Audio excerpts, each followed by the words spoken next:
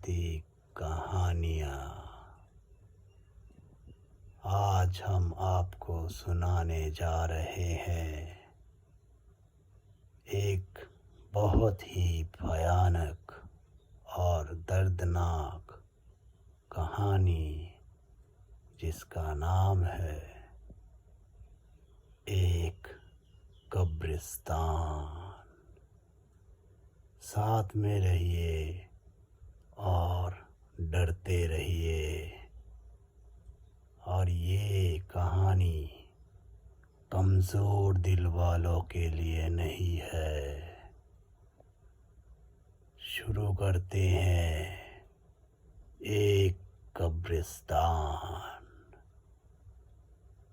एक दिन माइकल नाम का एक बंदा, वो एक साइकिल मैकेनिक था। वो अपने इस शहर में बहुत ही मशहूर मैकेनिक था। इस शहर के जितने भी बच्चे बूढ़े अपना साइकिल को ठीक करते थे, वो माइकल के पास ही आते थे, क्योंकि माइकल बेस्ट था। एक दिन माइकल हर रोज़ की तरह अपनी मैकेनिक शॉप में काम कर रहा था, और उसी दौरान एक लेडी अपनी साइकिल लेके उसी शॉप में आया और माइकल को बोला काम करने के लिए। लेकिन माइकल के तबीयत ठीक नहीं थे।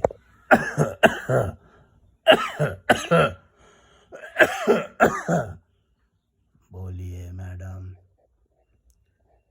माइकल को बहुत ही जोरों का बुखार और उसका बदन गरम से जल रहा था। लेकिन वो लेडी नहीं मानी और उसको बोला कि माइकल, मेरे साइकिल को तुम अभी ठीक करो। माइकल ने रिक्वेस्ट किया कि मैडम, मैं आपका साइकिल कल ठीक कर दूंगा। लेकिन वो मैडम नहीं मानी और माइकल के तबीयत को नज़रअंदाज करते हुए माइकल को बोला, तुम मेरे साइकिल अभी ठीक करोगे, चाहे तुम डबल पैसे ले लो। माइकल ने और कुछ नहीं कहा और मैडम का साइकिल ठीक कर दिया। लेकिन उतने ही टाइम में माइकल का तबीयत और भी बिगड़ गया। लेकिन मैडम चली गई पैसा देके, और तभी माइकल बेहोश होके पड़ गया नीचे। आसपास के दुकानदारों ने आके माइकल को उठाया और उसका मुंह में पानी छिड़कने लगा, लेकिन माइकल का कोई भी होशो हवास नहीं लौटा। सब सोचा कि माइकल मर गया। सब कोई मिलके माइकल को दफनाने का इंतज़ाम करने लगा। एक बहुत ही सुंदर सा कॉफिन लेके आया माइकल के लिए, और उसी कॉफिन में माइकल को सजा के अंदर में डाल दिया। और उसके बाद उसकी कॉफिन को कब्रिस्तान ले जाया गया, जहाँ पे उसको दफनाना था। और तभी अचानक बहुत ज़ोरों की बारिश आ गया, और उसी वक्त इतना ज़ोरों का एक बिजली कड़की, और वो बिजली सीधे माइकल के कॉफिन में आ गिरा, और अचानक उसका कॉफिन हिलने लगा।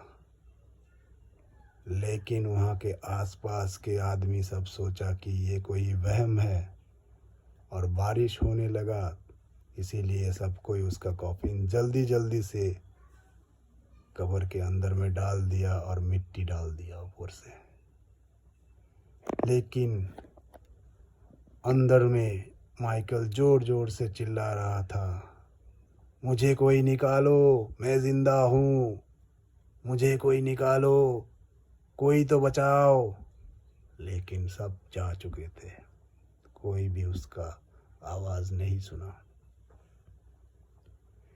माइकल तभी सोचने लगा, अभी क्या करूं, मैं तो ज़िंदा हूँ, कब्र के अंदर हूँ।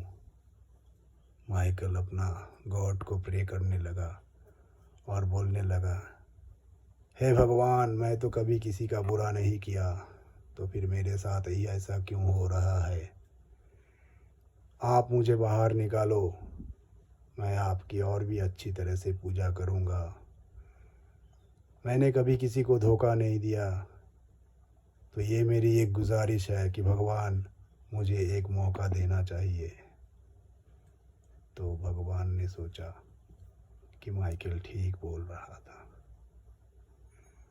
माइकल बहुत ज़ोर ज़ोर से चिल्लाने लगा, भगवान मुझे बचाओ, भगवान मुझे निकालो। अचानक माइकल देखता है कि वो कब्र के बाहर आ चुका है। कैसे पता नहीं, लेकिन माइकल आश्चर्य हो गया और सोचने लगा कि भगवान उसकी सुन ली।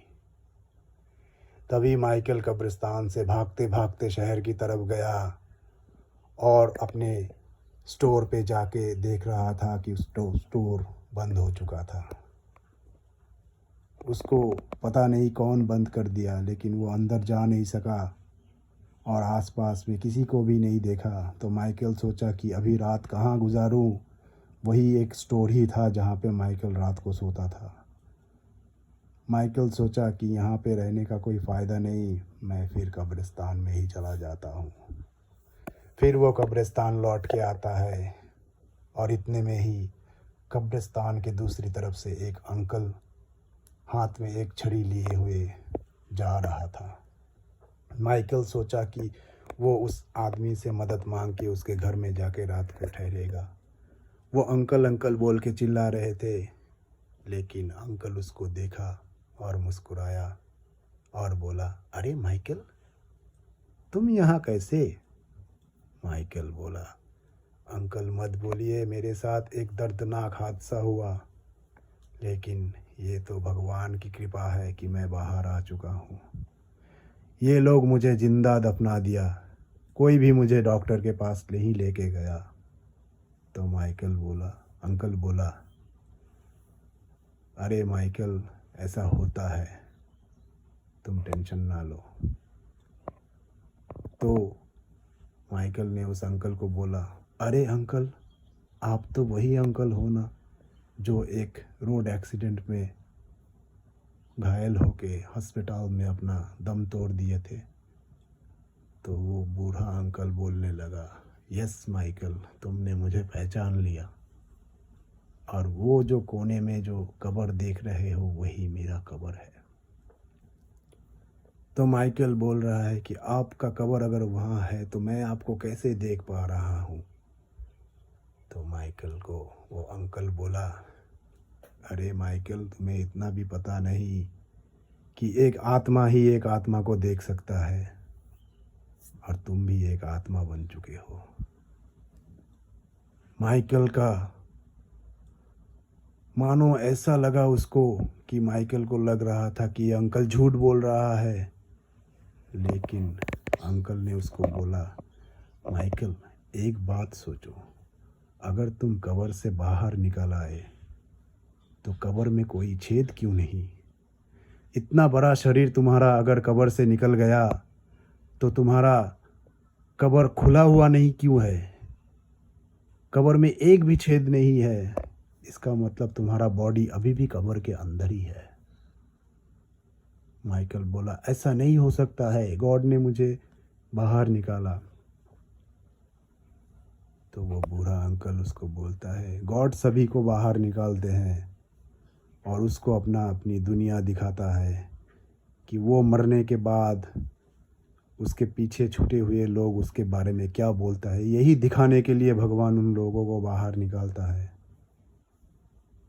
फिर माइकल को लगा कि वो सच में मर चुका है,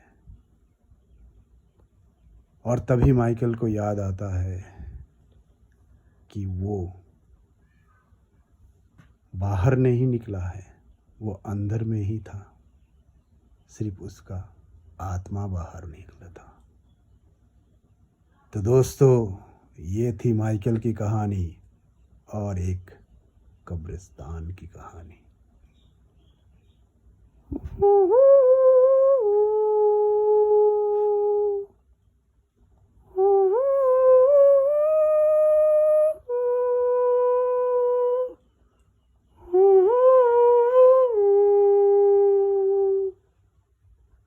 Good night. Sayonara.